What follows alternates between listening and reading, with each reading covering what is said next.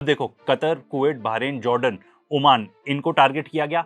UAE के बारे में भी रिपोर्ट्स आ रही हैं कि वहां पे भी अलार्म्स वेंट ऑफ, बट एकदम क्लियर नहीं है कि एग्जैक्टली व्हाट वाज टारगेटेड। काफी सारे एक्सपर्ट्स इंक्लूडिंग जॉन मीयरशाइमर ये मान रहे हैं कि इस बारी जो अटैक्स किए ईरान ने बहुत ही ज्यादा घातक है, बहुत ज्यादा।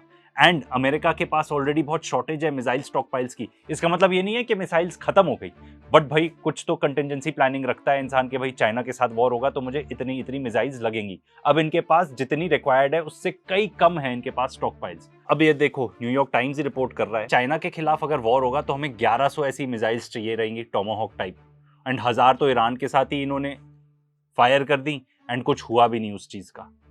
एंड हर साल सिर्फ 100 ही खरीदते हैं। एंड अगर एयर डिफेंस की बात करें तो उन्होंने 1200 पेट्रियट इंटरसेप्टर मिसाइल्स फायर करी, हर एक का कॉस्ट होता है $4 मिलियन।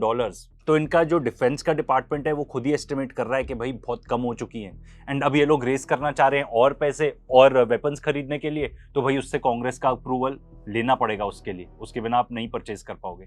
सबसे शॉकिंग बात तो नहीं कहूंगा, बट एक नोटिसेबल बात सबसे ये है कि इजराइल बिल्कुल भी इन्वॉल्व नहीं है डायरेक्ट फाइटिंग में, तो बिल्कुल भी इन्वॉल्व नहीं है। Indirectly it's running the show, उसके बारे में तो कोई डाउट ही नहीं है। अब हमारे लिए, वर्ल्ड इकोनॉमी के लिए सबसे खतरनाक बात तो ये है कि स्ट्रेट ऑफ हॉर्मूज फिर से बंद हो चुका है। एंड इनफैक्ट जैसे कि हमने आपको पहले बताया कि ये वॉर फिर से रीस्टार्ट होने का one of the major reasons ही स्ट्रेट ऑफ हॉर्मूज है। ईरान मेंटेन करना चाहता है control over strait of Hormuz, and America वो कंट्रोल उसको देना नहीं चाहता। क्योंकि अगर आप डोनाल्ड ट्रंप के पर्सपेक्टिव से सोचो तो भाई कितना बुरा होगा। स्ट्रेट ऑफ हॉर्मूज खुला था, ईरान कुछ भी नहीं कह रहा था, ठीक है, आपने जाके वॉर चालू कर दिया, तो अब ईरान ने बोला कि ठीक है स्ट्रेट ऑफ हॉर्मूज अब हमारे कब्जे में है एंड अब हम टोल लेंगे। एंड इनफैक्ट ये Jeremy Scahill of Drop Site News वही रिपोर्ट कर रहे हैं कि अमेरिकन ने प्रेशर डाला है ओमानीज के ऊपर, एंड वो उनको ये कह रहे हैं कि जो आपका पार्ट है ऑफ स्ट्रेट ऑफ हॉर्मूज आप उसको ओपन करो ताकि शिप्स निकल पाए। ओमान के ऊपर बहुत प्रेशर डाला इस चीज को करने के लिए। ओमान ने एक स्टेटमेंट भी दे दी यूनाइटेड नेशंस में कि भाई स्ट्रेट ऑफ हॉर्मूज से हम कोई भी ट्रांजिट फीस नहीं कलेक्ट करना चाहते। अब ईरान का ये कहना है कि भाई एमओयू आप पढ़ लीजिए, रिस्पॉन्सिबिलिटी हमारी है, जो भी शिप निकलेगी उसको सेफ पैसेज देना हमारी रिस्पॉन्सिबिलिटी है, तो हमारे प्रोसेस को फॉलो करना पड़ेगा। अब असली बात तो यह है ओमान फंस गया है बीच में, क्योंकि ईरान और ओमान का ऑलमोस्ट कोऑर्डिनेशन हो चुका था कि स्ट्रेट ऑफ हॉर्मूज ऐसे खुलेगा, हम दोनों फी कलेक्ट करेंगे। ओमान के ऊपर इतना ज्यादा प्रेशर बिल्डअप किया यूनाइटेड स्टेट्स ऑफ अमेरिका ने, ईरान के ही वर्ड है ओवर्ट एंड कोवर्ट प्रेशर, मतलब हर टाइप की टैक्टिक यूज कर रहे हैं वो ओमान के अगेंस्ट कि भाई तुम ईरान के साथ इन्वॉल्व नहीं होगे। तो ये in fact I would believe Iran के लिए काफी घातक है, क्योंकि अब ईरान को ओमान के खिलाफ भी जाना पड़ रहा है, वहां पे जो यूएस बेसेस है उसको भी अटैक करना पड़ रहा है। अब मेरा ओपिनियन आप पूछोगे तो मैं तो काफी बार बता चुका हूं कि भाई ईरान का पॉइंट ये है स्ट्रेट ऑफ हॉर्मूज से फी कलेक्ट करने का कि आपने आके यहाँ पे इतनी तबाही मचा दी, उसकी भरपाई तो करनी पड़ेगी।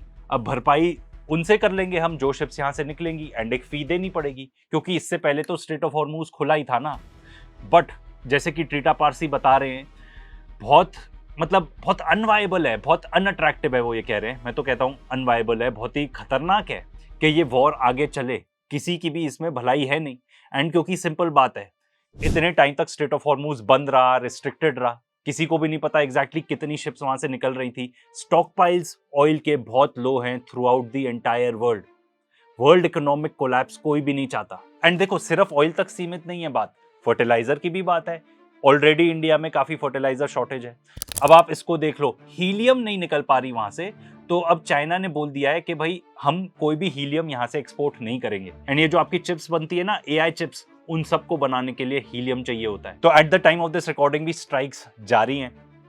लेट अस होप कि एस्केलेट ना हो, बट अभी तक तो लगता है कंट्रोल्ड एस्केलेशन ही चल रही है। एंड अब दूसरी तरफ की आपको न्यूज बताएं तो अमेरिकन की भी हालत ऐसी कर दी है इजरायलीज ने कि एक अमेरिकन कांग्रेसमैन, मतलब ये मानो मेंबर ऑफ पार्लियामेंट जाए अमेरिका का वेस्ट बैंक के अंदर, एंड उसको एट गन पॉइंट अरेस्ट कर लिया जाए।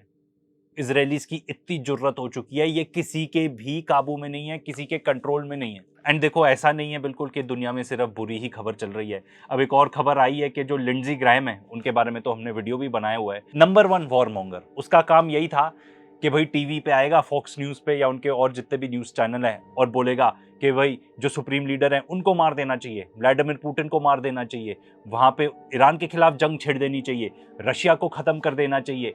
इनफैक्ट इंडिया के लिए भी बहुत बुरा था, बिकॉज वो पूरी ये पॉलिसी एडवोकेट कर रहा था कि चाइना के खिलाफ चाइना के खिलाफ ऐसे भी सैंक्शंस करके ये लोग क्या ही कर लेंगे अमेरिकन, बट जो हाई टैरिफ पॉलिसी इंडिया के खिलाफ वो सबसे ज्यादा पुश कर रहा था यूनाइटेड स्टेट्स कांग्रेस में। देखो ये बात तो क्लियर थी, अमेरिकन एम्पायर इतने आसानी से तो नहीं हटेगी, बट अब अमेरिका ने आके ये जरूर बता दिया है पूरी दुनिया को एंड खासतौर पे ईरान को कि भाई इनको आप ट्रस्ट नहीं कर सकते, किसी भी टाइप की नेगोशिएशन के साथ ट्रस्ट नहीं कर सकते। पर जिस तरफ ये जा रही है ना वॉर, और जिस तरीके से ईरान ने अटैक किया उनके बेसिस के ऊपर, एक एक करके उनके सारे इक्विपमेंट, सारी फैसिलिटीज को वो खत्म कर रहे हैं, बहुत ज्यादा टाइम नहीं बचेगा कि अमेरिका इतना ज्यादा डिप्लीट हो जाएगा कि उसके पास कोई ऑप्शन ही नहीं बचेगा but to exit the Middle east.